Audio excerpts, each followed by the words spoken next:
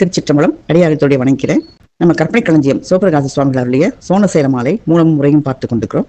அதில் 34வது பாடல். பொங்குரு கவினும் கற்பும் வாய்ந்திலங்கு புண்ணிய மடந்தையும் பொருளும் இங்கு நன்குதவி அங்கு வான்கதியின் இருத்து நிற்புலவர் என் புகழார் துங்கவென் குறவர் புனத்திடு பரன்கால் துணித்து நட்டார மீமிசைமா தங்கவெண் மறுப்பு பரப்புருங் சோனசைலனே கைலை நாயகனே.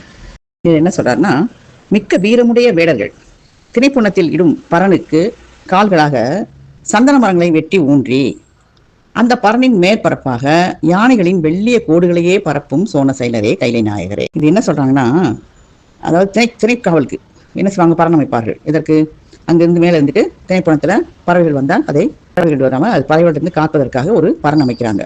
அந்த பரண் எப்படி இருக்கான், ரொம்ப வீரமான வேடர்கள் வந்து என்ன செய்யறாங்க, திணைப்புணத்துல பரனுக்கு காலா எதை வைக்கிறாங்க, சந்தன மரத்தை வெட்டி வைக்கிறாங்களாம். அப்ப எவ்வளவு ஒரு வளமையும் செழுமையும் இருந்த மலை சோனசைல மலையை சொல்றாரு.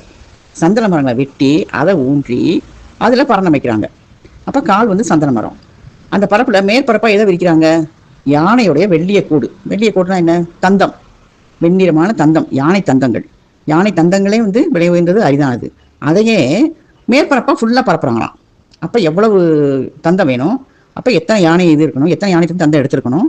அப்ப அதனுடைய செல்வம், அதனுடைய வளமை செழுமையை கூறுகிறது. அந்த கோடுகளையே என்ன செய்றாங்க, மேற்பரப்பாக பரப்பி வச்சிருக்காங்க. அந்த திணைப்பணத்தை காக்கின்ற பரனுக்கு மேற்பரப்பாக யானையுடைய வெள்ளிய தந்தங்களை பரப்பி வைத்திருக்கிறார்கள். அப்படிப்பட்ட சோனசைலரே கைலை நாயகரேன்னு அழைக்கிறார்.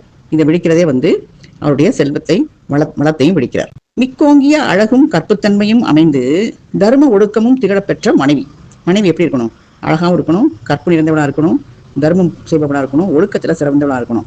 அப்படிப்பட்ட மனைவியையும் அப்புறம் செல்வத்தையும் இம்மையிலேயே செவ்விதின் தந்து, இப்பயே எனக்கு இந்த பிறப்பிலேயே எனக்கு நல்ல மனைவியும் செல்வத்தையும், அந்த மனைவி எப்படி இருந்தா, அழகும் கற்பும் தர்ம ஒழுக்கமும் திகழப்பெற்ற மனைவியையும் தந்து மறுமையில் என்ன வேணும், உயர்ந்த கதியில நிலைக்கணும். நான் வந்து உயர்ந்த பதமுத்திலாம் இல்லாமல் உயர்ந்த கதி, நல்ல நிலையில நான் வந்து நிலை பெறுவிக்கணும். அதுக்கு யாரு, அந்த தேவரீரை பெருமானை புலவர்கள் யாது புகழார், இப்படி புகழ்வாங்க, ரொம்ப புகழ்வாங்க இல்லையா.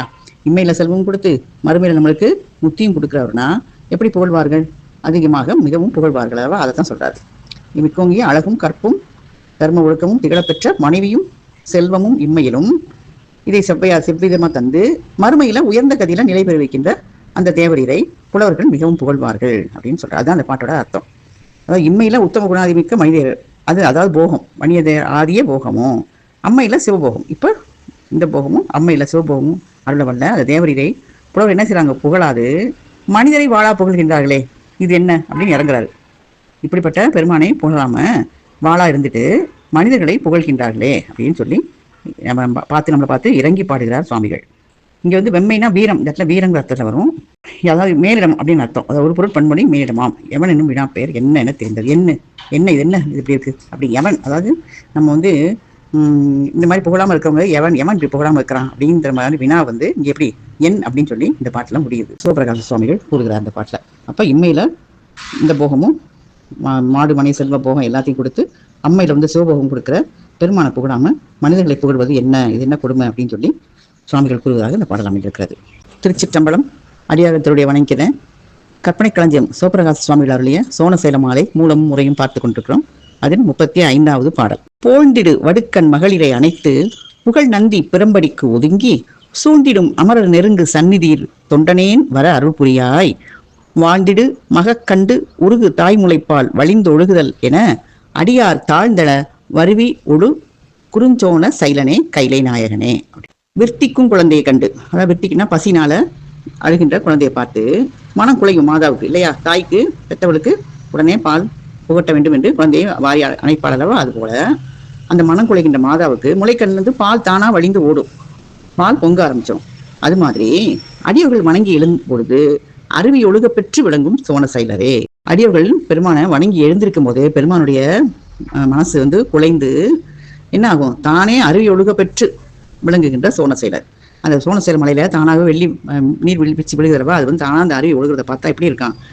குழந்தையை கண்டவுடனே தாய்க்கு முளைப்பால் பொங்குவது போல அடியவர்கள் வணங்கி எழுவதை கண்டவுடன் அருவி போல ஒழுகிறது பெருமானுடைய மலையிலிருந்து அப்படின்னு சொல்லி பெருமானை இந்த இதில் வர்ணிக்கிறார். ஓமை சொல்லி எப்படி தாயிர் சிறந்தவர் அப்படிங்கிறதுக்கு தான் இந்த வரியை கூறுகிறார். சோன செயலரே, கைலை நாயகரே அப்படின்னு அழைத்து அந்த பிளந்த மாம்பிஞ்சு போலும் கண்களை உடைய மாவடு மத்த கண்ணின்னு சொல்றோம்ல, மாவடு போன்ற கண்களை உடைய பெண்கள்னு அதை சொல்றாரு. பிளந்த மாம்பிஞ்சு போல கண்களை உடைய மனைவியை அணைத்து கொண்டு அந்த நந்தி தேவர் சன்னதியில, பெருமானுடைய சன்னதியில என்ன செய்ய, நந்தி என்ன செய்ய, எல்லாம் உலகம் அப்படி இல்லைங்க, வரிசையில் இல்லைங்கன்னு கையில பிரம்ப வச்சு வீசுவார் அல்லவா, அந்த மாதிரி இருக்குது. பிரமடி தம் மேல பட்டும் அப்படின்னு அந்த மனைவியை அணைத்து கொண்டு ஒதுங்கி, அப்புறமும் சூழ்ந்து ஒதுங்கி போற மாதிரி போவாங்க. ஆனா எல்லாரும் சூழ்ந்து தேவர்கள் எல்லாம் நெருங்குகின்ற அந்த தேவரின் சன்னதியில், பெருமானுடைய சன்னதியில இந்த கீழ்மையான நானும் வர்றதுக்கு நீ அருள் புரியணும். தாயை போல தானா ஒழுகின்ற அறிவை உடைய சோன செயலரே, மனைவியை அணைத்துக் கொண்டு கீர்த்தி வாய்ந்து நந்தி தேவர் வீசுகின்ற பெரும் பற்றுமுன் ஒதுங்கி அப்படியே சூழ்ந்து போகின்ற தேவர்கள் எல்லாம் நெருங்குகின்ற பெருமானுடைய சன்னதியில இந்த கீழ்மையானவனும் வர்றதுக்கு நீ அருள் செய்யணும். மகளிர் அணைத்தல்ங்கிறது எதுக்குன்னா, கூட்ட மீதினால மனைவிக்கு ஊறுபடாம கொண்டு போறதுக்காக அதை அணைத்து கொண்டு போகிறார்கள் தான் அப்படி சொல்றாரு. அதாவது தாய்க்கு மக்களுடைய மேன்மை நோக்கம் என்ன ஆகும், அன்பு மிகுதியால பால் ஒழுகிற மாதிரி அடியார்களுக்கு அடியார்கள் நோக்கும் போதே பெருமானுக்கு அருள் மிகுதியாகும் அப்படின்னு சொல்லி இதை அருவி மேல வைத்து விதந்து இந்த பாட்டுல கூறுகிறார். அருளாளர் பெருமானோட பெருங்கடல்ல மூடிய திரைச்சவங்க. அவங்க அளப்பரிய கருணைநிலை கொண்ட அந்த பெருமானை தாம் அனுபவிச்சவரே மக்களுக்கும் கூறுதற்கு இயலாமை நன்கு உணர்ந்து, எப்படி நம்ம சொல்றது அவருடைய கருணையை அப்படின்னு சொல்லி நினைச்சிட்டு இருக்காங்க. அவங்க என்ன பண்றாங்க, அவங்களுக்குடைய கடமை எடுத்து சொல்றதுக்கு கடப்பாடு இருக்கு. அதனால உரிய ஓமை கூறி அந்த கருணை திறத்தை விளக்க முயல்கின்றார்கள். எப்படி சொல்றாருன்னா, அவர் ஒரே ஓமை என்ன சொல்ல முடியும், தாயா தான் சொல்ல முடியும் இல்லையா. பெருமானுடைய கருணை இந்த ஓமை உலகத்தார் எளிதில் புரிஞ்சுக்கூடியது, அனுபவம் உணர்ந்தது, எல்லாரும் தாய் என்பதை உணர்ந்திருப்பாங்க. அதனால எல்லாரும் என்ன சொல்றாங்க, ஈசன் கருணைக்கு ஒரே ஓமை தாய்மை தான் அப்படின்னு சொல்றாங்க. அப்ப இந்த மாதிரி எடுத்து சொன்னோடனே எல்லாருக்கும் உணர்வுமா தேடிக்கின்ற அந்த ஓமை இது இல்லாம வேற ஏதாவது இருக்கா? அதுதான் அவர் சொல்றாருல, பெருமான் பால் நிறைந்து விட்டும் தாயினும் சாலை அப்படின்னு சொல்றாரு. அப்புறம் தாயாய் முளையை தருவானே அப்படின்னு சொல்றாரு. அப்புறம் மெய்த்தாயினும் இனியானை, அப்புறம் ஈன்றாளுமாய், அப்புறம் அன்னே உன்னையெல்லாம் ஆரை நினைக்கேனே, எல்லாமே பெருமானுடைய கருணையை தாய்க்கீடா சொல்லிட்டே படிக்கிட்டே போறாங்க அருளாளர்கள். இங்க சிவபிரகாசர் என்ன செய்யறாரு, ஈசனுடைய கருணையை பேசுறதுக்காக என்ன உண்மை காட்டுறாரு. வாராது வந்த மாமணி போல் தனக்கு மகவாக வந்த அந்த இன்பச் செல்வத்தை அது ஊறும் போதும், ஊறுனா தவழும் போதும், கண்டு கண்டு மகிழ்ந்து உருகும் போதும் தாயோட மெய்ப்பாடு எல்லாருக்கும் தெரியும். அது மாதிரி தாயுடைய முளைப்பால் தானா சுரந்து வெளியிறதும் அவருடைய கருணை. இதை 4 ஒரு பாட்டில் வரும். இலை படர்ந்த பொய்கை இடத்து அழுதல் கண்டு முளை சுரந்த அன்னையோ முன்னின் நிலை விளம்ப கொங்கை சுரந்த அருட்கோமகளோ சம்பந்தா இங்கு உயர்ந்தாள் ஆர் சொல் எனக்கு அப்படின்னு கேட்பாரு. அவர் தாயா இல்ல கொங்கை சுரந்த அருட்கோமகளோ சம்பந்தா இங்க எனக்கு யாரு உயர்ந்தவள்னு சொல்லுன்னு கேட்பாரு. அதாவது குளக்கரையில் அழுத பின்னா கேட்டு அங்கே ஈசன் ஆணையால முளை சுரந்தவர் தான் உமையம்மை. ஆனால் மங்கையர்க்கரசியார் யாரு, பாண்டிய மன்னனுடைய மனைவி. அவங்க தமக்கு முன்னால் நிற்கிறவங்க அந்த குழந்தை பாலுக்காக அழுது அப்படின்னு என்னைக்கோ அந்த சம்பவத்தை சொன்ன உடனே அவருக்கு அவருடைய முளைகளில் பால் சொன்னதாக கூறி இந்த மண்ணினுடைய பெருமையை நிலைநிறுத்துறாங்க. நம்ம சுவாமிகளுக்கும் திருக்கல்ட்டிப்படியார்லையும் இது மாதிரி ஒரு கூட்ட நிகழ்வு வரும். அதாவது சுரந்த திருமுலைக்கே துய்ய திரு ஞானம் சுரந்து உண்டார் பிள்ளை என சொல்ல சுரந்த தனமுடையாள் தென்பாண்டி மாதேவி தாழ்ந்த மனமுடையாள் அன்பிருந்தவாறு அப்படின்னு சொல்லி இந்த பாட்டில் வருது. இங்க தாய்க்கு தன் மகன் மேல ஏற்பட்ட அன்பு பெருக்கத்தினால முளைகள் பால் சுரந்தன அப்படிங்கிற ஊமை. ஆனா இந்த விசார சர்மர் காட்டிய பரிவினால பசுக்கு என்ன செய்யுது, தாமாகவே பால் பொழிந்ததாம். இதே தெய்வ சேக்கலா சொல்றாரு. இந்த பாட்டை இந்த இதோட ஒப்பிட்டு கூறுகிறார். என்ன சொல்றாருன்னா, மனைக்கண் கன்று பிரிந்தாலும் மறுவும் சிறிய மறைக்கன்று தனி கண்டு அருகு சார்ந்து உருகி தாயாந்தன்மை நிலைமையவாய் அப்படின்னு சொல்லி அந்த கனைத்து சுரந்து முளைக்கண்கள் கரவாமலே பால் பொழிந்தனவாள் அப்படின்னு சொல்லி பாடுறார் சண்டேஸ்வர நாயனார். இதுல இந்த மாதிரி நம்ம தேடி வர உயிர் கூட்டங்களை கண்டு அன்பு சுரக்கிறது தான் அண்ணாமலை. அது பேரன்பு. அந்த பேரன்பின் தன்மை எப்படி, தாயன்பு. அந்த அன்புக்கு மிஞ்சுகின்ற ஓமையே இல்லை. இதுல இந்த ஓமை தான் சிறந்த ஓமைன்னு சொல்றாரு. மலை தாயன்பை வெளிப்படுத்துறதுக்காக பால் சுரக்கணும்ல, அதுதான் அந்த வெண்மையான அருவி வீழ்வதை பார்க்கிறாரு சுவாமிகள். இந்த அருவி வெண்மையா வீழ்வதை பார்க்கும்போது தாயன்பால சிறந்த அண்ணாமலையாரு தன் முன்னால வீழ்ந்து எழுகின்ற அடியார் கூட்டத்திற்காக அன்பு மிக சுரக்கின்ற பால் அருவி போல உள்ளது அப்படின்னு சொல்லி உணர்வு பூர்வமா சொல்றாரு. தம்மையே சரண் அப்படின்னு நாடி வர்ற அடியார்களுக்கு ஈசன் தாய்மை அன்பையை தர்றான். அந்த அன்போட அடையாளம் மலையில நிதர்சனமா விளங்குது. தேவர்கள் தேவ மாதரோட திருவண்ணாமலைக்கு கூடுறாங்க. வானவர்கள் வாழ்த்துவதும் தாம் வாழ்வான் அப்படின்னால மாணிக்கவாசகர். அதனால வானவர்கள் வாழ்த்தி வணங்கிட்டு இருக்காங்க. அந்த பெருங்கூட்டமா வந்திருக்க நந்திய பெருமான் ஒழுங்குபடுத்துறாரு. அந்த கூட்டம் என்ன கூட்டம், முண்டி அடிச்சு நிற்கிறது 30 கோடி தேவர் கூட்டம் அல்லவா. அந்த திருக்கோயில்களுக்கும் அனுபவம் பார்த்ததா யாருக்கு, சண்டீஸ்வரருக்கு தான் அமைந்தது. அதனால திருக்கோயில் அனுமதி அதிகார நந்திக்கு தான் உண்டு. அது என்ன செய்யுது, நம்மளுக்கு பலரும் தெரியாது. நம்ம என்ன செய்வோம், வணங்கி அவரோட அனுமதி பெற்று உணவை தரிசிக்காம விரைவாக உள்ள சென்று விடுகிறோம். அது திருக்கோயில் வழிபாட்டு மரபு. அது நந்திய பெருமான் தேவர் கூட்டத்தை நெறிப்படுத்துறாரு. அவர் கையில பெரம்பு வச்சிருக்காரு. அந்த தேவர் கூட்டம் அண்ணாமலையாரில் பெற்றோன்னு சொல்லி முண்டி அடிச்சு போகுதுங்க. அப்ப நந்திய பெருமான் பெரம்பை வீசுறாரு. யாரையும் தாக்குறதுக்காக இல்லை, எல்லாரும் ஒழுங்கா ஒவ்வொருத்தரும் கடைப்பிடிக்கணும் அப்படிங்கிறதுக்காக வீசுகிறாரு. அந்த வீசுற பரம்பு நம்ம தன்னுடைய உரிமை மாதிரியார் துணைவீரை தாக்கக்கூடாதுன்னு சொல்லி தேவர்கள் மனைவியை அணைத்துக் கொள்கிறார்கள். அந்த மாதிரி ஒதுங்கி நின்ற தேவர்கள் கூட்டத்துல மறுபக்கத்தை ஒழுங்குபடுத்திடுகின்ற போது மீண்டும் அண்ணாமலை தரிசனத்துக்காக சூழ்ந்து விடுகிறார்கள். இதைத்தான் சாமி என்ன சொல்றாரு, சிவபிரகாசம் எப்படி சொல்றாருன்னா, போழ்ந்திடு வடுக்கன் மகளிரை அணைத்து புகழ் நந்தி பிரம்படிக்கு ஒடுங்கி சூழ்ந்திடும் அமர நெருங்கு சன்னதி அப்படின்னு சொல்றாரு. அது போல பெண்களுடைய கண்ணை மாவடுக்கு ஒப்புமையா சொல்றாரு. அதுவும் ஓமைதான். சுவாமி எண்ணி பார்க்குறாரு, இந்த வான உலகத்தை நீங்கி மண் உலகத்துக்கு வந்து நெருங்கிய கூட்டத்தில் நந்தி பரம்படிக்கு ஒதுங்கி அப்படி பெருமாள் தரிசிக்க வந்திருக்காங்க. இந்த மாதிரி இந்த உலகத்துல எளிதாக போந்து சேர்வார்க்கு எப்போதும் வழிபடுத்தலுக்கு தம்மை தந்து கொண்டிருக்கும் இந்த அண்ணாமலையில அடியேன் வருவதற்கு பெருமுயற்சியா வேணுமா? இல்லை, அவருடைய திருவருள்னாலே போதும், நம்ம போய் அவரை வணங்கலாம் அப்படின்னு விண்ணப்பிக்கிறார். பெருமானை வந்து சார்தற்கும் வழிபடுவதற்கும் அவர் அருள் புரியாட்டா நகழுமா? நிகழாது. அப்ப அவன் அருளாலதான் அவன் தாழ் வணங்கணும். தன்னை நினைய தருவானே அப்படின்னு சொல்லி நம்பியாண்டார். அண்ணாமலையா வீட்டிலிருந்து கருணை பொழிகின்ற பெருமானே அப்படின்னு சொல்லி அவனை வேண்டி உலகத்தோடு மட்டும் இல்லை பல பொருள் வேண்டி தேவரீரும் வணங்குறதுக்காக கூடுறாங்க. அதனால அடியேன் என்ன சொல்றது, உன்னுடைய திருவருளை வேண்டுவதற்காக உன் சன்னதிக்கு வந்து உன்னை வழிபடும் பேர் பெற வேண்டும் அப்படின்னு அதைத்தான் விண்ணப்பிக்கிறாரு. அப்ப வரங்கள்லே சிறந்தது எது? பெருமானை வணங்கப் பெறும் வரமே.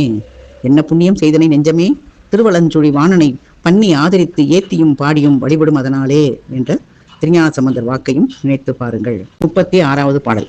நேண்டிடும் ஒரு செங்கோல் கொடுங்கோல் நிமிர்ந்திட விலங்கை சென்றடைந்தோன் கூர்ந்தவன் பொடு நின்று இறைஞ்சு வழுத்தும் குறைக்கடல் இறக்கவன் சொல்யான் சேர்ந்திடு மலைமான் பெருமுலை ஓமை சிறு மலைகளுக்கு உதவாமல் சார்ந்திட விரும்பி வளர்ந்திடும் சோனசைலனே கைலை நாயகனே அப்படின்னு சொல்றாரு. என்னன்னா, ஒற்றித்து விளங்கும் பார்வதி தேவி, அவருடைய ஒற்றி விளங்குகின்ற பார்வதி தேவியது பெரிய தனங்களுக்கு எது ஓமையா இருக்கு? சிறிய மலைகளுக்கு அது கிட்டாது, அது ஓமையை சொல்ல முடியாது. தமக்கே கிட்டும்படி விரும்பி உன்னதமாக உயர்ந்தோங்கிய சோனசைலரே.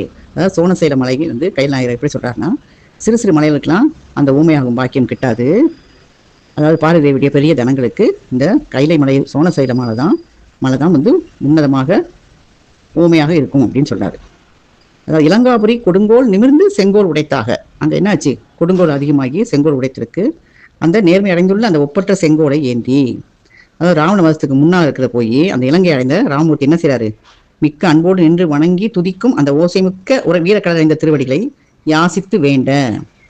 யார்? ராமர் வந்து ராவண வதத்துக்கு முன்னால இலங்கையை அடைஞ்ச ராமமூர்த்தி என்ன செய்யறாரு? பெருமான அன்போடு நின்று வணங்கி அந்த திருவடிகளை யாசித்து வேண்டுகிறார். அப்ப அஞ்சா நிற்கிறார். அந்த கொடுங்கோல் நிமிரின் செங்கோலாம் அப்படின்னு அர்த்தம். அதாவது செங்கோலாக கொடுங்கோல் நிமிர்ந்தா என்ன ஆகும்? கொடுங்கோல் வந்து வளைந்துருது. அப்ப அந்த கோல் நிமிர்ந்தா செங்கோல் அப்படின்னு சொல்றாரு. அதான் கொடுங்கோல் நிமிர்ந்திட அப்படின்னு சொல்றாரு. அன்புமிக்க ராமூர்த்தி என்ன செய்யறாரு? இந்த வேண்டத்தக்க அரிய திருவடியை, அவருடைய வேண்டுகின்ற அந்த அரிய திருவடியை அன்பற்ற யான் வேண்டுவது தகுதியோ அப்படின்னு கேட்கிறாரு. அதாவது ராமர் வணங்கின அதே திருவடியை நானும் வணங்கலாமா? எனக்கு அது தகுதி இருக்கா அப்படின்னு கேட்கிறாரு. அதுதான் இறக்க வஞ்சுவல் அப்படின்னு சொல்றாரு. அதாவது இந்த புராணத்தை என்ன ஆகுன்னா, இதுல இந்த சைலத்தை இந்த மலை அடுத்து தீர்த்தகிரி இருக்கும். அந்த தீர்த்தகிரியில ராமூர்த்தி வழிபட்டாரு அப்படின்னு சொல்லி ராமர் அங்கே வழிபட்டாருன்னு சொல்லி புராணத்தில் வருது. அதெல்லாம் இந்த தளத்திலையும் வழிபட்டார் போல. அப்ப நேர்மை வந்து எது? நேர்மை தான் தகுதி. செங்கோல் கொடுங்கோல்லாம் என்னது? நீதி, அது மாதிரி முதல் அதெல்லாம் வந்து என்ன மொத்தமாக சொல்லி என்ன சொல்றாரு? இது வந்து எனக்கு கொடு அப்படின்னு கேட்கிறாரு. அவருக்கு வந்து அந்த செவ்விய பானம் கொண்டு அடைந்தவர் என்றாலும் என்ன வேணும்? எனக்கும் வந்து அந்த வேண்டி அந்த திருவடிகளை எனக்கு வந்து புண்ணத்தை எனக்கு வேண்டும் அப்படின்னு சொல்லி பெருமானை வந்து வேண்டி அடைகிறார். இந்த பாட்டில் ஊமையா சொல்றார். என்ன சொல்றான்? இறைவன் அருள் செய்தவத்தை அவன் அருள் இருந்தவாறு அறிகிறது யாரு? ஞானிகள் மட்டும்தான். மற்ற மாண்டவர்களுக்கெல்லாம் மருள்னா என்ன? மயக்கத்துல ஆணவ மலத்துல பிடியில சிக்குன்னு இருக்கனால அவங்களுக்கு வந்து அறியாமல் பிறந்து அதை தவறாக புரிந்து கொண்டு துன்புறுவார்கள். இதுக்கு பெரிய சான்று என்ன? பெண்களுக்கு வந்து அருளப்பட்டது தனபாரங்கள். அவங்களுக்கு வந்து பால் புகட்டுவதற்காக பெருமான் கொடுத்த பாரங்கள். அது அருளப்பெற்ற உண்மை யார்? உள்ளவர உணர்ந்தவங்க யார்? அருளாளருக்கு தான். அதனால தான் அவங்க படத்தில் எல்லாத்துலையும் அதை வந்து போற்றி பெருமையாக பேசுவாங்க.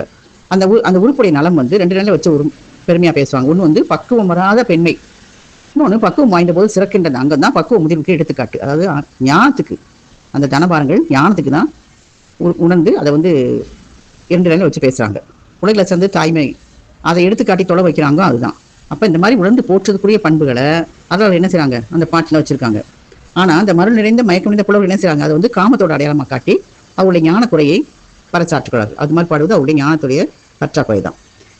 இப்போ சிவத்தையே பொருளாக இருக்க திருவாசல வருதுல்ல, செப்பார் முளை பங்கன் தென்னன் பேருந்துரையான் அப்படின்னு சொல்லி பல இடங்கள்ல வந்து அம்மையை வந்து வாருருவ பூநுழையீர் அப்படின்னு சொல்லி முளையை வந்து சிவத்தையும் போற்றி பாடுகிறார். அப்ப ஈசன் அருள்படை விளைகின்ற மாணிக்கவாசர் பாடுறதையும் இந்த பொருளுக்கும் புகழுக்கும் பாடி செய்கிற புலவர் மலையிலையும் நம்ம ஒப்பிட்டு மயங்கக்கூடாது. அந்த பாடல்களுடைய வரியில இந்த சோனசேர மாலையில ஒரு அற்புத செய்தியை சொல்றாரு. என்ன சொல்றாரு? சிவத்தின் இடப்பாகத்தை வேண்டி தவமிருந்து பெற்று சேர்ந்தவர் தான் உமையம்மை. அவருடைய முளைக்கு ஊமை கூட முற்படுகின்றார் ஆசிரியர். அதோட அருள்தன்மை உணர்ந்தவர் அவர். அதனால என்ன சொல்றாரு? மகவோட பசி போக்கி நலம் காணுகின்ற தாய்மை அடையாளமான உமையை அவருடைய கருணை வடிவம் தான் சோனசைலம். தம்மை நாடி வருவதற்கெல்லாம் தாயாய் முளையை தருவானே அப்படின்னு சொல்லி மணிவாசர் சொல்றது தான் இந்த பாட்டிலையும் பெருமாள் சிவபிரகாஷ் சுவாமிகள் ஒப்பிட்டு கூறுகிறார். இதில் என்ன சொல்றாருன்னா, சோனசைலம் வந்து ஏன் ஒரு மலை மட்டும் உண்மை மேலே கூப்பிடுறாங்கன்னா, சேர்ந்திடு மலைமான் அப்படின்னு ஆசிரியர் சொல்றாரு. அதாவது இடப்பக்கத்துல தான் சேர்ந்திருக்காங்க அம்மை. அப்ப ஒரு முளைக்கு ஊமையா சோனசேல மாலையை குறிப்பிடார். அதாவது உண்ணாமுலை ஊமையாளோடும் உடனாகிய ஒருவன் அப்படின்னு திருஞான பெருமான் பாடுறாருல, அந்த அர்த்தநாரீஸ்வரர் கோலத்தை தான் திருவண்ணாமலையும் உகக்கின்றார், உகத்து இந்த சுவாமிகள் மகிழ்கிறார் அப்படின்னு சொல்றாரு. அதாவது உமையை சேர்ந்த அந்த ஒரு முலையை அண்ணாமலையை எதை கூட ஓமையாக கூறுகிறார், சோனசைல மாலையை அந்த கூறுகிறார். அதாவது கைலை நாயகனுக்குரிய கைலை மலை உமையனுடைய வலபாக அங்கம். அப்ப அது சீவன் முத்தர்களுக்கு தான் அனுபவ நிலையா இருக்கும். சோனசைலம் பரமுத்தருக்கு அனுபவ நிலையாக கைலை மலையும் அமையும் அப்படின்னு பொருத்தமா பார்க்கணும். அதாவது கைலை நாயகனுக்கு கைலை மலை உமை வலப்பாகமா இருக்காங்க, அதனால அது சீவன் முத்தர்களுக்கு. பரமுத்தர்களுக்கு அனுபவ நிலையா இருக்கிறது கைலை மலையும் அப்படின்னு சொல்லி சோனசைலமும் அமையும் அப்படின்னு சொல்றாரு. செம்மை நிலையா இருக்கிறவங்க எங்க போனாலும் அங்க இருக்கிற செம்மை குன்றிய நிலையை சீர் செய்திருவார்கள். நம்ம செம்மையாக இருந்தால் நாம் எங்கு சென்றாலும் அங்குள்ள குறையை நம்ம சீர் செஞ்சிருவாங்க. இப்ப சீவன் முத்தர்களுக்கு சோனசைலம், பரமுத்தர்களுக்கு கைலை மலை அப்படின்னு சொல்லி சொல்றாரு. அப்ப நேர்மை குன்றி இந்த செங்கோல் கோடி இந்த கொடுங்கோல் ஆட்சி எப்ப ராவனுடைய ஆட்சி வந்தப்ப இலங்கைக்கு வந்த ராமபிரான் அந்த கோலை நிமிர்த்துகிறார். அதோட பொருள் என்ன, அந்த ஆட்சியை அகற்றி விட்டு விபிடனை அந்த ஆட்சியில் அமர்த்துறாரு. அது அப்ப கொடுங்கோல் நிமிர்ந்து செங்கோல் ஆயிருது இல்லையா. அந்த மாதிரி அந்த ராமபிரானுடைய வளையாத நேர்மை எதனால் இருந்தது, அன்பினால் விளைந்தது. அந்த அன்போட முழுமுதல் பகுதி சிவபெருமான் திருவடிக்கே விளைந்தது. அதனால அப்பத்தியால இலங்கை வெற்றியும் கிடைக்குது. இதை மறவாம நிற்கிறாரு ராமபிரான். இலங்கையிலிருந்து பாரதம் திருமணம் என்ன செய்யாரு, தம் கரங்களாலே மூர்த்தம் நிறுவி முறையா வழிபாடு செய்யாரு. அதைத்தான் திருஞான சம்பந்த பெருமான் சொல்றாருல, தேவியை வவ்விய தென்னிலங்கை அரையன் திரள் வாட்டி ஏஇயல் வெஞ்சிலை அண்ணல் நன்னும் ராமேஸ்வரத்தார் அப்படின்னு திருஞான சம்பந்த பெருமான் பாடுறாரு. இன்னொரு இதுலையும் திருநாவுக்கரசரும் குன்றுபோல் தோல்வுடைய குணமிலா அரக்கர் தம்மை கொன்று போர் ஆளி அம்மாள் வேட்கையால் செய்த கோயில் ராமேஸ்வரமே அப்படின்னு சொல்லி நாவுக்கரசரும் பாடுறாரு. அப்ப ராமபிரான் ஒரு செங்கோல் கொடுங்கோல் நிமிந்தின இலங்கை சென்று வந்த செய்தியை சொல்றாங்க ரெண்டு பேருமே. அது மாதிரி இப்ப சிவபிரகாசம் என்ன சொல்றாரு, அவர் ராமபிரான் ராமேஸ்வரத்துல வணங்கினதை ஈசன் திருவள்ளுவர் மைத்த அன்புனால அப்படின்னு சொல்றாரு. அப்ப யாருடைய அன்பையும் மிகுதுதான், அந்த அன்பு மிகுந்தனால தான் அவர் வழிபட்டாரு. அந்த மாதிரி அன்பு தமக்கு உண்டோ அப்படின்னு நினைக்கிறாரு. அதனாலதான் என்ன சொல்றாரு, அவருக்கு அச்சம் உண்டாகுது. கூர்ந்த அன்போடு நின்று இறைஞ்சுபு அழுத்தும் குறைகடல் இறக்க அஞ்சுவல் யான் அப்படின்னு சொல்றாரு. இவர் பெருமான் சொல்றாரு மாணிக்க பெருமான், கண்ணப்பன் ஒப்பதோர் அன்பின்மை அப்படின்னு சொல்லி தம்முடைய அன்பை குறிக்கிறாரு. அதை நினைவுறது அவருக்கு. அதனால ஈசனுக்கு அன்பு செய்பவர்கள் எல்லோருமே போற்றி வழங்கத்தக்கவர்கள் தான் அப்படின்னு அற்புதமாக இந்த பாட்டில் சுவாமிகளின் அன்பை கூறுகிறார். 7வது பாடல். தெருமரும் பிறவி தமை அகன்றிடாத தேவரை தேவரென்றெண்ணி அருமருந்தணைய இணையடையாத அறிவிலார் பவப்பிணி அருமோ கரிமருங்கணைந்ததென முளைவாயில் கார்வர விரைந்தெழுந்துகள் கேசரி மறைந்திருந்து நானூறும் சோனசைலனே கைலை நாயகனே. என்ன சொல்றாருன்னா, குகை வாசல்ல மேகம் தவழுதான். அதை பார்த்து யானை என்ன செய்யுது, பக்கத்துல வந்துருச்சுன்னு நினைச்சு ஒளிஞ்சிருந்து அது கிட்ட வந்தோடனே விரைந்து கிளம்பி சந்தோஷத்தால துள்ளிய சிங்கம் அந்த தன்மை கண்டு வெட்கி நிற்கும் சோனசைலரே கைலை நாயகரை முடிக்கிறார். அதாவது மேகம் தான் குகை மலை உயர்ந்து இருக்கிறது, மேகம் தழுவியதா இருக்கு. அந்த குகை வாசல்ல மேகம் தவண்டு வருதான். அதை பார்த்தோன்னா என்ன செய்யுது, இந்த சிங்கம் நினைக்குது யானை தான் பக்கத்துல வந்துருச்சுன்னு நினைச்சு ஒளிஞ்சிருந்துட்டு அந்த மேகம் சமீபிச்ச உடனே அங்கிருந்து விரைந்து கிளம்பி வேகமா சந்தோஷ துள்ளி என்ன செய்யுது, வெளியே பாக்குது. பார்த்தா தன்மை கண்டு வெட்கி நிற்குது. ஏன், அது மேகம் தான், அது யானை அல்ல இல்லையா. அந்த மாதிரி வெட்கி நிற்கின்ற சிங்கத்தை உடைய சோனசைலரே கைலை நாயகரே, இந்த சுழலும் தன்மையான அந்த பிறவிகளை நீங்காத தேவர்களை அவங்களை போய் தெய்வங்கள் என்று கருதி அருமருந்தன்ன தேவர் இதை பெறாத அந்த அஞ்ஞானியுடைய பிறவி நோய் ஒழியுமோ, ஒருபோதும் ஒழியாதுங்கிறாரு.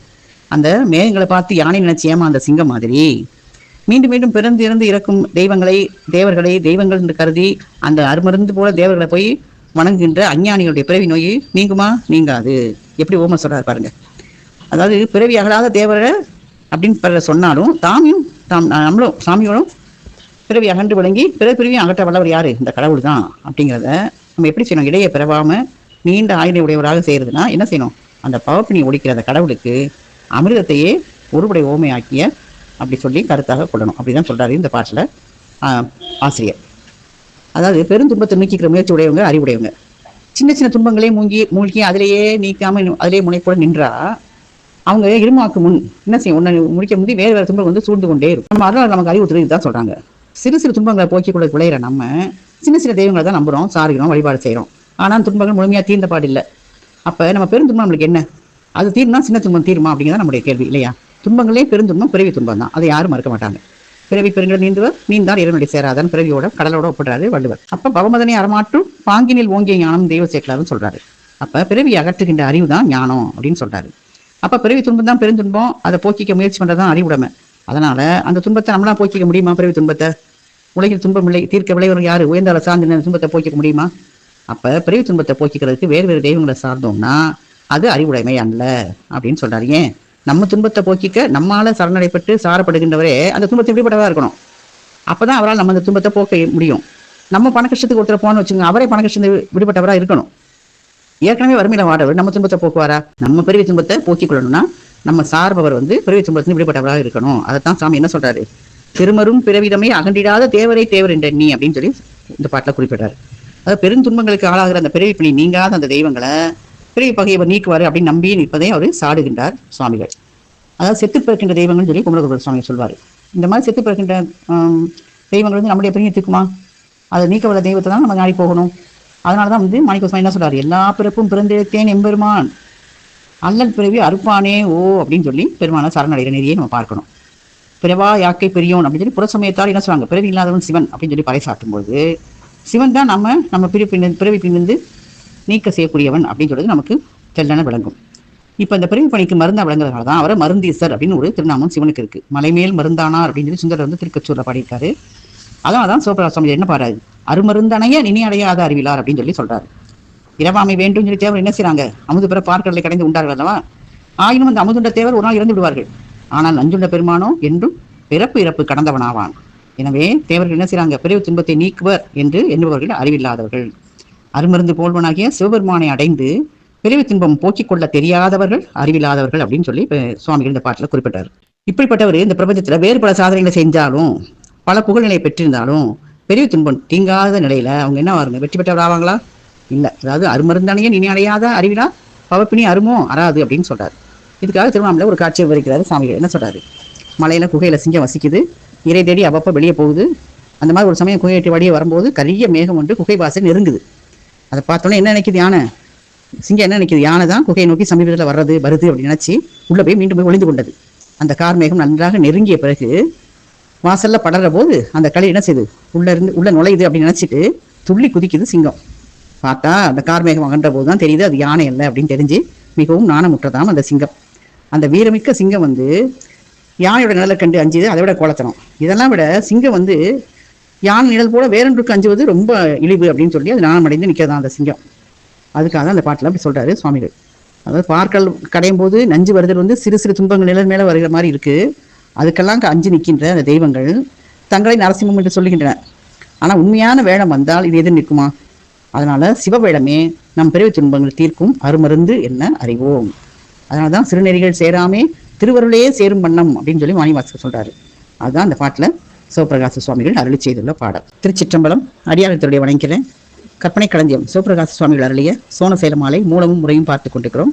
அதில் 38வது பாடல். ஆண்டுகம் பல சென்றிட இருந்திடனும் அன்றியோர் இமைப்பெண் உடலம் மாண்டுகும் எனினும் நன்று நின் கமல மலரடிக்கு அன்பராயிருப்பில் பூண்டையங் கையில்வேல் குதலையன் தீஞ்சொல் புதல்வன் மேல் இவர் செயலென மார்த்தாண்டன் வந்து இவர விளங்குறும் சோனசேலனே கைலை நாயகரேன்னு சொல்றாரு. அணிகள் விளங்குகின்ற அந்த கூடிய வேற்படையும் அழகிய நிரம்பாமை வாய்த்த அழகிய இனிய சொற்களுடைய குமரக்கடவுள் மேல் ஏறி தழுவுதல் போல இவர்தான் சொன்னார்ல, இவர் செயலென மார்த்தாண்டன் இவர விளங்குறும் போறாரு. அதுக்குதான், அதாவது மலை அதை தவழுதல் போல சூரியன் அணுகி தவள விளங்கும் சோனசேலவே கைலை நாயகரேன்னு கூப்பிடுறாரு. வேற்படையும் நிரம்பாமை வாய்ந்த அழகிய இனிய சொற்களும் உடைய குமரக்கடவுள் மேலேறி தவழுதல் மாதிரி சூரியன் அணுகி தவள விளங்குகின்ற சோனசேலம். அதாவது கைலை மலையில சோனசேல மலையில சூரியன் அணுகி நெருங்கி தவழுதான். மலை சூரியனை தொடும் அளவு உயர்ந்திருக்கிறதுங்கிறது தான் இந்த பாட்டை குறிப்பிட்டாரு. அது அவர் என்ன சொல்றாரு, தேவருடைய தாமரை மலர் கொண்ட திருவடிக்கு அன்பராகி இருந்தா அவங்களுடைய சரீரம் என்ன செய்யும், ஆண்டுகளாகி பல யுகங்கள் செல்லும் அளவும் இருந்தாலும் ஒரு இமைப்பொழுதுல மாண்டு ஒளிந்தாலும் நன்மை உடையதே. பல ஆண்டுகள் இருந்து யுகங்கள் செல்லும் அளவும் இருந்தாலும் ஒண்ணுதான், ஒரு இமைப்பொழுதுல மாண்டு ஒளிந்தாலும் அதே நன்மை உடையதுதான். ஆண்டு என்பதற்கு இந்த இடத்துல என்ன சொன்னா, உலகங்களை புறந்து அப்படின்னு சொல்றாரு. அதாவது திருவடி பத்தி ஒரு தேகத்தால் அடைய வேண்டிய சிவகதியை எழுதப்பட்டவர் நான் சொல்றாரு. அதாவது தேகம் பன்னால் இருப்பினும் அன்றி சின்னால் ஒளியினும் அது பற்றி கவலை இன்று அப்படின்னு சொல்லத்தான் இப்படி சொல்றாரு. எப்படி சொல்றாருன்னா, நாலடியார் பாட்டுல ஒரு பாட்டு வரும், கரும்பாட்டி கட்டி சிறுகாலை கொண்டார் துரும்பெழுந்து வேங்காற்று உயராண்டு உழவார் வருந்தி உடம்பின் பயன் கொண்டார் கூற்றம் வருங்கார் பறிவதில். மார்த்தாண்டன்கிற சூரியன் தான் சொல்றாரு. சூரியனை ஓமித்து சொல்லுறாரு இந்த பாட்டுல. அப்ப பலகா வாழ்ந்தாலும் போனாலும் அதெல்லாம் ஒரே பயன்தான். அப்ப ஒரு இவைப்படுதம் ஆண்டாலும் நன்மை அது உடையதுதான் அப்படின்னு சொல்லி ஒரே வழியில சொல்றாரு. எப்படி சொல்றாருன்னா, உலகில் இருக்கிற உயிர்களுக்கு பாகுபாடு இல்லாம ஒரே ஒற்றுமை என்ன, மரணம் தான். மருத்துவத்தால தன்னை மிக கவனமா பார்த்துக்கிட்டாலும் மனிதனால மரணத்தை தவிர்க்க முடியாது. மரணங்கிறது மனிதனுக்கு அடையாளத்தை முடிவு கொண்டு வர ஒரு ஏற்பாடு, நம்முடைய மனிதன்கிற அடையாளத்தை. இப்ப இந்த உலக சம்பந்தத்தை முடிவு கொண்டு வர சம்பவம் தான் மரணம். அப்ப எப்பவும் அச்சம் இல்லாம எதிர்பார்த்துக்கிட்டே இருப்பாங்க அருளாளர்கள். மற்றவர்கள் அப்படி கிடையாது. அவங்க என்ன சொல்றாங்க, அப்படி இருக்கிறதே மறந்து எந்த காலமும் நம்ம இங்கேயே நம்ம வாழ்வு தொடருங்கிற மாதிரி தான் வாழ்ந்து கொண்டிருக்கிறார்கள். இந்த பிறப்பிட மரணம் வர்றதுக்கு முன்னால எதை சாதிக்கணுமோ அதை சாதிக்க ஞானியர் உறப்பா தெரிவாங்க, அதுக்கான வேலையில தெரிவாங்க. மற்றவங்க என்ன சொல்லுவாங்க, அந்த சாதனை பற்றி கவலையே இல்லாமல் அற்ப பொருளுக்காக அலைவார்கள். நம்ம சாதிக்கிறது எதை? வாழ்வில் சாதனைனா என்ன, வாழ்வில் வெற்றி அப்படின்னு சொல்லக்கூடியது எது? இதுக்கு வந்து இந்த சுவாமியோட அற்புதமாக விளக்கம் சொல்றாரு. என்ன சொல்றாருன்னா, வாழ்வின் சாதனையா பலவற்றை குறிக்கிறவங்க அந்த சாதனை அவங்களை தொடர்ந்து வருவதில்லை அப்படின்னு உணராம இருக்காங்க. அவங்க ஈட்டிய சாதனை இறந்த பின்னும் அவங்களை தொடர்ந்து சொல்லணும். அது இங்கே வாழ்ற மனிதங்களை தங்கி நிற்கிறது இல்லை. இப்படிப்பட்ட சாதனையை தான் சுவாமிகள் சொல்றாரு. அதாவது அந்த சாதனை நிகழ வந்து நிரம்ப காலம் எடுத்துக்கொள்ளப்படுது அப்படின்னு சொன்னாலும், இல்லை உடனே நிகழ்த்தக்கூடிய தன்மை உடையன்னு சொன்னாலும் கூட அதை முயற்சிக்கல. அந்த சாதனை நிகழ்ந்த பிறகு அந்த வாழ்வோட பயன் பூர்த்தி ஆகிறதுனால அப்ப இதுக்காக வாழ்ந்த வாழ்வுக்கும் பொருள் ஆகிடுது அப்படின்னு வலியுறுத்துறாரு. அதாவது எப்படி சொல்றாருன்னா, பாடல் என்ன சொல்றாரு, ஆண்டு புகம் பல சென்றிட இருந்திடினும் அன்றி ஓர் இமைப்பினில் உடலம் ஆண்டு புகும் எனினும் அப்படி சொல்றாருல. என்ன சொல்றாரு, பற்பல ஆண்டுகள் ஆயுளா கொண்டு மண்ணில் வாழ்ந்தாலும் சொற்ப காலமே வாழ்ந்தாலும் அவர் வாழ்ந்ததை பத்தி கணிப்பு எப்படி பண்ணணும், அதை எப்படி கணிக்கணும்? அந்த வாழ்ந்த நாள் இல்லை, நீண்ட நாள் வாழ்ற இலக்கியோ காலையில் அருமை மலர்ந்து மனம் வீசி மாலையே வாடுகின்ற பூவுக்கோ எதுக்கு பெருமை? அப்போ முன்பே நம்ம சிந்திச்ச மாதிரி அந்த வாழ்வோட சாதனை தான் அதோ கணிப்புக்கு ஆதாரம். நம்ம எவ்வளவு நாள் வாழ்ந்தோங்கிறத எப்படி வாழ்ந்தோன்னு அந்த சாதனை எதுதான் எது அப்படின்னு சொல்லி தெளிவுபடுத்துறாரு சுவாமி. என்ன சொல்றாரு, மாண்டு உகும் எனினும் நன்று நின் கமல மலரடிக்கு அன்பராயிருப்பின். என்ன இருக்கிறோம், நல்லது எது நல்லது, அவருடைய கமல மலரடிக்கு அன்பராயிருப்பதுதான் சிறப்புன்னு சொல்றாரு. அதைத்தான் நன்றின்னு சொல்றாரு சுவாமிகள். அது எதுக்கு அப்படி சொல்றாரு, இந்த வாழ்வில் நம்ம என்ன சாதிச்சோம், இது நன்றின்னு சொல்றது சரியா பொருந்துமா அப்படின்னு நம்ம சிந்திச்சு பார்த்தா, இந்த வாழ்வு வந்து பெருமா நம்ம திருவடிக்கு வைக்கிற அன்பு அந்த பிறவில மட்டும் இல்லாம வரும் பிறவிக்கும் கூட வரும். மற்றவை என்ன செய்யும், இந்த உலகிலேயே தங்கிவிடும். இந்த மாதிரி திருவடிக்கு செலுத்துற அன்பு தான் நம்ம உயிரோட ஆக்கத்துக்கு ஆதாரம். அந்த அன்பு பிறவிதோறும் தொடர்ந்து வளர்ந்துட்டே வந்தா நம்ம வந்து அது வாழ்வுக்கு நல்லது. அந்த அன்பு கொள்ளாம இந்த வாழ்வுல பொருள் அப்படின்னு எதையோ சாதிக்கிறவங்க எத்தனை காலம் வாழ்ந்தாலும் அது நல்லதா இல்லை. இதைத்தான் சுவாமிகள் சொல்றாங்க. எப்படி சொல்றாரு, காலையில திருவண்ணாமலை தரிசிக்க போறாரு. பகலவன் மெல்ல மெல்ல கண்ணங்களால் மலையை தழுவுது எது, சூரியன். அவருக்கு அது பார்த்தா போதலை, இன்னும் வலிமையா தழுவு தொடங்குறான். யாரு, சூரியன் வந்து உக்கிரமாக தழுவு தொடங்குது. ஒரு பகுதியில் தழுவிட்டே இருக்கும்போது என்ன ஆகும், மலை முழுவதும் கதிர்களை பொழிந்து முழுமையாக தழுவி கொள்கிறான் சூரியன். மலையோ அண்ணாமலை, அதே ஏற்கனவே நெருப்பு மலை, சிவந்த மலை, அதுல பகலவனுடைய அதாவது சூரியனுடைய கிரணங்களால தழுவி அது வெண்சுடரா தெரியுதா மலை. இந்த மாதிரி தழுவு உரிமை யாருக்கு இருக்கு, அவருடைய புதன்மன் முருகனுக்கு தான் உண்டு. சில தந்தையை கொஞ்சமா மடியில் அமர்ந்து தழுவி உடல் மேல் பரவி மார்பில் விளையாடி தோல்ல உரிமையோடு அமர்கிறான் முருகன். அது மாதிரி தந்தையோ நெருப்பு மலை, புதன்மனோ சூரியன், தந்தையை மகன் தழுவுற மாதிரி இந்த மலையை உரிமையோடு பகலவன் தழுவி நிற்கிறான் அப்படின்னு சொல்லி அந்த பாட்டுக்கு ஊமை கொடுக்கிறார். அப்ப அந்த குதிரை மாறாத சொல் பேசுகின்ற அந்த முருகன் வந்து தன்னுடைய தன்பதிக்கு இன்பம் விளைவிக்கின்ற பருவம் உடையவன் அல்லவா. அதனால தன் கரத்துல வேலை அணிகலமாக கொண்டு முருகன் வந்து சில சிவம் தானே, அவர் சிவம் போலவே செயல் செய்கின்றவன் என்ற உரிமையும் உடையவன் அப்படிங்கிறதுக்காக இந்த பாட்டுல நயமாக கூறுகிறார் சுவாமிகள். யுகம்னா ஆண்டுகள் பல கொண்ட யுகம் தான் யுகம் அப்படின்னு சொல்றாரு. நீண்ட காலம், யுகம்னா அழியும், ஒரு நிமிஷத்துல உகுந்தாலும் அப்படின்னு முதல் வரையில வராதுல பாடுறாருல, அதுதான் இந்த பாட்டுடைய பொருள். 9வது பாடல். விரைவிடை இவரு நினை பிறவாமை வேண்டுனர் வேண்டுக மதுரம் பெருகுரு தமிழ் சொன்மலர் நினக்கு அணியும் பிறவியே வேண்டுவன் தமியேன் இரு சுடர்களும் மேல் கீழ் வரை பொருந்த விடை உரன் மணிக்குடக்காவை கரையிடை இழுத்தி நிற்ற நேர் சோனசைலனே கைலை நாயகனே.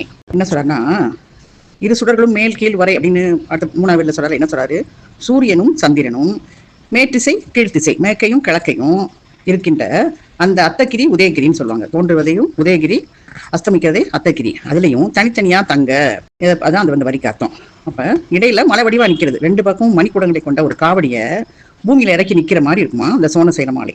எப்படி சொல்றாரு பாருங்க, சூரியனும் சந்திரனும் மேல் திசையிலையும் கீழ் திசையிலையும் உதயகிரியிலையும் அத்தகிரியிலையும் தனித்தனியா அது தங்குது. இது மேல் வரும் இந்த மலையில இருந்து அந்த மலையில இருந்து இறங்கி உள்ள போற மாதிரி இருக்கும்.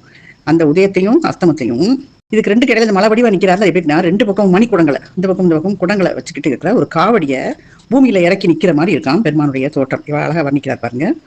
அப்ப அந்த மாதிரி இப்பறை உக்கும் சோனசைலரே கைலை நாயகரே அப்படின்னு அழைக்கிறார். அழைச்சியும் இந்த விரைந்து தாவுகின்ற இடத்தில் அந்த ஏறி அருளுகின்ற தேவரிரை பிறவாமையை வேண்டுபவர்கள் வேண்டக்கடவர் வேண்டட்டும். என்ன சொல்றாரு, தேவரிற்கு இனிமே அதிகரித்த இந்த தமிழ் சொற்களால் அந்த மலர்களால் தொடுத்த மாலையை தரிக்கின்ற இந்த பிறவியை தான் நான் விரும்புவேன் அப்படின்னு சொல்றாரு. அப்ப தாவுகின்ற இடத்தில் ஏறுகின்ற கடவுளை பிறவாமை வேண்டவங்க நீங்க வேண்டிக்கோங்க, நான் வந்து மலர்களால் தொடுத்த மாலையை அணிவிக்கிற மாதிரி தமிழ் சொற்களால அவருக்கு மாலை அணிவித்து அதை அந்த இனிமையாக அந்த அடியின் தேவரிற்கு அந்த இனிமை அதிகரித்த சொற்களை அவருக்கு படைப்பதில் தான் நான், அதனால இந்த பிறவியை தான் விரும்புகிறேன். பிறவாமையால் எய்த பெறுந்த பேரின்பம் கடவுள் வழிபாடுடைய பிறவியால் எய்தலாம்.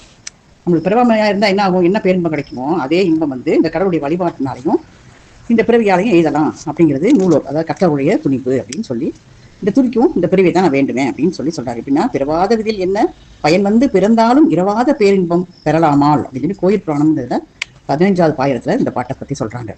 அதையும் நம்ம வச்சு அறிந்து கொள்ளலாம். அதாவது சொல் மலர் அதெல்லாம் வந்து பாடல் மாலை அதை உணர்த்துது.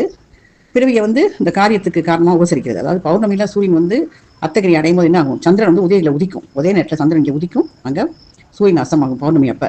அதைத்தான் அந்த காலத்தை சுட்டி காட்டி தான் வர்ணிக்கிறார். எப்படி அந்த பக்கம் வந்து 2 கையில் குடத்தோடு இருக்கிற காவடி மாதிரி இருக்குன்னு சொல்கிறார் மலையை. அதை அப்படின்னு சொல்கிறது வந்து காவுதல்னா சுமத்தல்னு அர்த்தம். அது சூரிய சந்திரர்களை இயக்கி அது இடைவிட்டுவது தான் அந்த பாட்டுடைய பொருள் அப்படின்னு சொல்கிறார். அதாவது ஈஸ்வரோட திருமணமாக வழிபாடு செய்கிறவங்க பல விதமாக விண்ணப்பங்கள் திருச்செவியில் சாத்துவாங்க இறைவனுக்கு. அந்த விண்ணப்பங்களில் பெரும்பான்மை எப்படி இருக்கும், இப்போதைய வாழ்வுக்கு தேவையானது தான் இருக்கும். நிறைய பேர் கேட்கறது தான் இயற்கை. நம்ம நீண்ட கால பிரச்சனை குறித்தோ அப்போதோ இன்னொரு குறித்தோ ஏதோ ஒரு விண்ணப்பம் வைப்போம், அதுக்கு அவங்களுக்கு உரிமை இருக்குது, கேட்டால் தருவான் அப்படின்னு நம்பி தான் நம்ம வந்து பெருமானுடைய செவியில் அதை செவிசாய்த்து அதை வழங்குறோம். ஆனால் சாதாரண உலக மக்கள் போன்று அருளாளர்கள் விண்ணப்பித்துக் கொள்வார்களா? இல்லை. ஏன்னா மாணிக்கவாசகர் என்ன சொல்றாரு, வார்க்கடல் உலகில் வாழ்கிலேன் கண்டாய் வருக என்று அருள் புரியாயே அப்படின்னு வேண்டார். காரைக்காலமா என்ன வேண்டாங்க, பிறவாமை வேண்டும் மீண்டும் பிறப்பு உண்டு, உன்னை என்றும் மறவாமை வேண்டும், இன்னும் வேண்டும் அறவாணி ஆடும்போது உன்னடியின் கீழ் இருக்க அப்படின்னு கேட்கிறாரு காரைக்காலமையா. அதாவது தெய்வ சேக்கலர் தான் வேறு இருக்காரு. இப்படின்னு விரிச்சிட்டே போனோம்னா ரொம்ப பெருமை அடியார் என்னென்ன கேட்டாங்கன்னு சொன்னா. அதனால அருளாளருடைய வேண்டுதலை விட்டு பார்த்தோம்னா அந்த விண்ணப்பங்கள்ல மீண்டும் வாராத நேய தருமாறு தான் பெருமாண்ட கேட்கறாங்க. துன்பங்களே பெரும் துன்பம் பிறவி துன்பம் தான். அதனால பிறக்கும் போது நம்ம உணராத அந்த துன்பனையை வளர்ந்து வரும்போது அந்த உணர வைக்கின்ற உண்மையும் நம்ம உணரணும். ஒரு சிறுவனுக்கு பிறவி துன்பம் தெரியாது, அது தாய் வயிற்றுல குழந்தைப்பட்ட வேதனையும், அந்த கருவிலே குழவையும் நிறைய வேதனைப்படும், அதை குழந்தையும் வேதனைப்படும். அது உலக காண வரும்போது பெறுகின்ற துன்பம் வளர்ந்த போது வந்து ஒருவன் வந்து மற்ற குழந்தைகள் மூலமாக தான் பிரத்யட்சமா அதை காண்கிறான். ஓ, நம்மளும் இப்படிதான் அனுபவிச்சிருப்போம் அப்படின்னு நினைச்சு பார்க்கறான். ஆனா அவன் அந்த மாதிரி கருவா இருக்கும்போது அவனுக்கு அந்த உணர்வு இருந்திருக்காது. அது மட்டும் இல்ல, மானிட பிறவியே எப்படி இருக்குன்னா, விலங்கு பறவை அப்படியே அடிக்கிட்டே போற உயிரினங்கள்ல பிறப்பு நிகழும் போதும் நிகழ்ந்த பிறகும் அந்த உயிர் படுகிற துன்பங்கள் எண்ணப்படுவோன்னு அல்ல. இந்த உண்மை இந்த மாதிரி இருக்கும்போது நம்ம பிறப்ப வேண்டும் அப்படின்னு கேட்பவங்களும் ஒரு சில உள்ளாங்க. அது வியப்பா இருக்கு அப்படின்னு. அது யாருன்னா, இப்ப கற்பனை சிவபிரகாஷ் சுவாமிகள் இந்த சோனசேரமால இந்த மாதிரி வேண்டாரு. என்ன சொல்றாரு, நம்ம அறிவு இந்த மாதிரி வேண்டுமா அப்படின்னு சொல்லி என்ன வினா எடுப்பது நம்மளுக்கு. அதாவது என்ன சொல்றாரு அந்த பாட்டுல, பரமனின் இடமும் பரமனின் உளமறிந்து நடைபோடும் இது அந்த ரிஷபம் இல்லையா.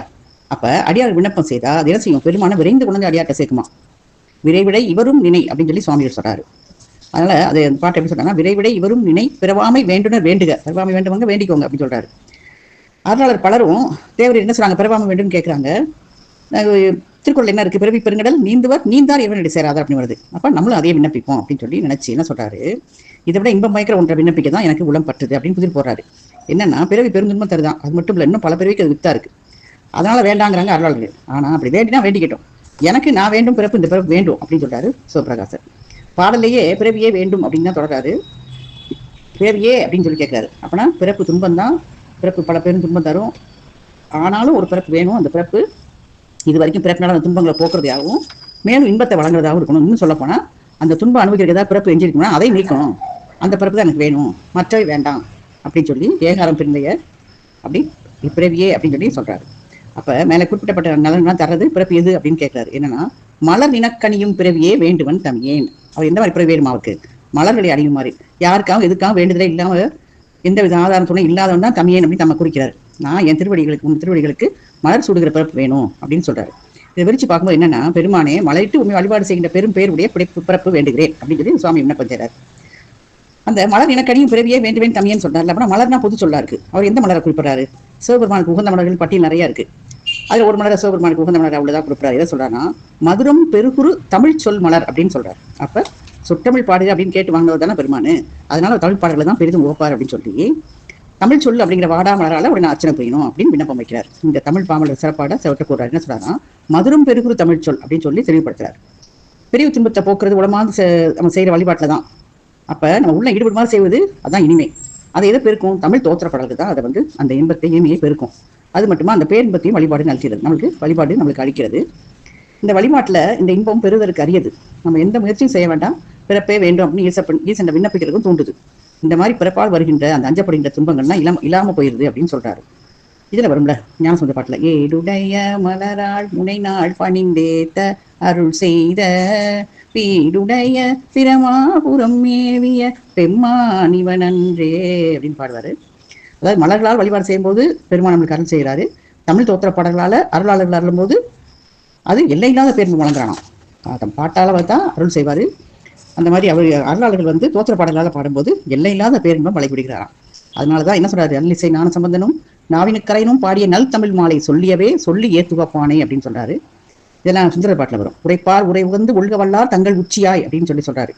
அதனால என்ன சொல்றாரு, சாமி என்ன கேட்கிறாரு, எனக்கு பிறவி வேணும். எதுக்கு வேணும், உனக்கு மலர் இனக்கணியும் பிறவி வேணும். அதுவும் தமிழ் சொல் மலர் உனக்கு அறியும் பிறவி வேணும். இதுதான் அவருடைய வேண்டுகோள். என்ன ஒரு அற்புதமான விண்ணப்பம் பாருங்க. அதாவது நீ வழிபாடு புரிந்த பேட்டையுடைய பிறவியை வேண்டுவேன், வேறு பிறவியோ அல்லது அதிலும் அதுக்கப்புறம் வேறான பிறப்பு இல்லாமையோ அதெல்லாம் வேண்டாம். மனித பிறவியும் வேண்டுவதே மாநிலத்தை நம்பர் பார்க்க கவனிக்கணும் இந்த இடத்துல. அதாவது வழிபாட்டினால வருகின்ற இன்பம் வந்து துன்ப பிறப்பை இன்பமயமாக்கிறோம், என்னே ஈசனுடைய வழிபாட்டில் சிறப்பு அப்படின்னு சொல்றாரு. அது இந்த பாட்டில் வந்து பெரிய ஒரு பாட்டை வரும். நேசம் நிறைந்த உள்ளத்தால் நீளம் நிறைந்த மணிகண்டத்து ஈசன் அடியார் பெருமையினை எல்லா உயிரும் தொட எடுத்து தேசம் உய்ய திருத்தொண்ட தொகை முன் பணித்த திருவாடன் வாசமலர் மென்கடல் வணங்க வந்த பிறப்பை வணங்குவாம் அப்படின்னு சொல்லி சேக்கிலார் வந்து பெரிய புராணத்துல சுந்தர திருவடிகளை வணங்கினால விளைந்த இன்பத்தை இந்த மாதிரி அனுபவத்தால் அருளிய பாடல் தான் இது. இந்த சூரிய உதயமாற மலை தான் உதயகிரி, மறை இருக்கிற மலை வந்து அத்தமகிரின்னு சொல்றாங்க. அதை ஏற்கனவே சொன்னேன்ல, அது காவடி சுமக்கிறவங்க தண்டு மாதிரி இருக்கு அந்த இது பார்க்கறதுக்கு. அந்த காவடி இறக்கி வைக்க 2 பக்கம் குடம் மாதிரி வச்சிருப்பாங்க, நடுவில் நிற்பாங்க. அந்த மாதிரி நடுவில் இறக்கி வச்ச காவடி சுமக்கிற திருவண்ணாமலை மாதிரி அவர் கற்பனை செஞ்சு நம்மோடு பகிர்ந்து கொள்வாரு.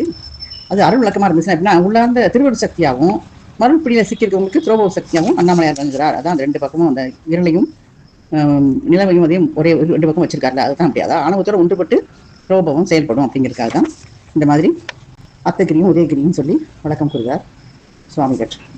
மீண்டும் மற்ற படம் நாளை பார்க்கலாம். திருச்சிற்றம்பலம்.